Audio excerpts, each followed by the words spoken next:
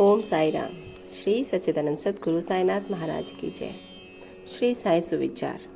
सद्गुरु द्वारा शिक्षा। यह विदित ही है कि सद्गुरु अपने शिष्य की योग्यता पर विशेष ध्यान देते हैं। उनके चित्त को किंचित मात्र भी डामाडोल ना कर वे उपदेश देकर उन्हें आत्मानुभूति की ओर प्रेरित करते हैं। इस संबंध में कुछ लोगों का विचार है कि जो शिक्षा या उपदेश सद्गुरु द्वारा प्राप्त हो उसे अन्य लोगों में प्रसारित नहीं करना चाहिए। उनकी ऐसी भी धारणा है कि उसे प्रकट कर देने से उसका महत्व घट जाता है। यथार्थ में यह दृष्टिकोण संकुचित है। सद्गुरु तो वर्षा ऋतु के मेघ सदृश है जो सर्वत्र एक समान बरसते हैं।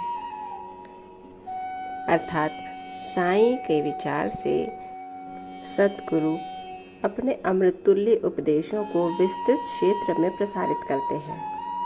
प्रथमतः उनके सारांश को ग्रहण कर आत्मसात कर लें और फिर संकीर्णता से रहित होकर अन्य लोगों में प्रचार करें। यह नियम जागृत और स्वप्न दोनों अवस्थाओं में प्राप्त उपदेशों के लिए है।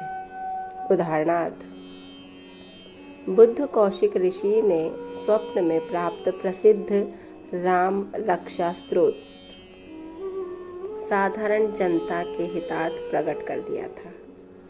जिस प्रकार एक दयालु माता बालक के उपचारार्थ कड़वी औषधि का बलपूर्वक प्रयोग करती है, उसी प्रकार श्री साईं बाबा भी अपने भक्तों के कल्याणार्थ ही उपदेश दिया करते थे।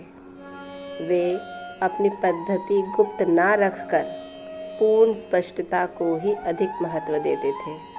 इसी कारण जिन भक्तों ने उनके उपदेशों का पूर्णतः पालन किया वे अपने ध्येय की प्राप्ति में सफल हुए। श्री साईं बाबा जैसे सद्गुरु ही ज्ञान चक्षुओं को खोलकर आत्मा की दिव्यता का अनुभव देने में समर्थ है। ओम साई राम।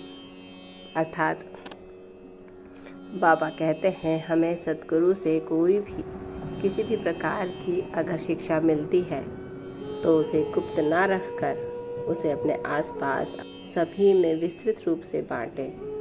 उस विचार, उस शिक्षा तथा उसका ज्ञान लोगों को दें, ना कि उसे गुप्त रखकर किसी को भी इस शिक्षा का लाभ ना दें।